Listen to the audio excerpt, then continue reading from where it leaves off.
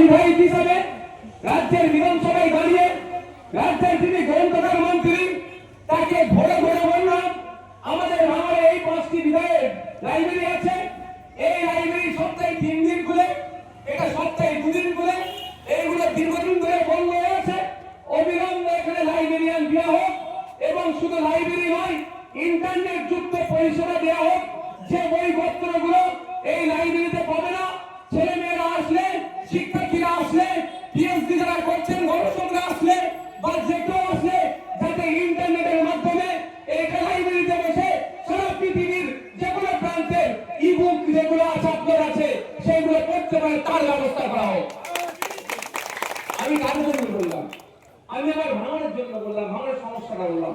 আর অপদার্থ ব্যর্থ মন্ত্রী কিন্তু এখনো লাইব্রেরি দেয়নি, আর তার কিছু চামচা ছেড়ে রেখেছে।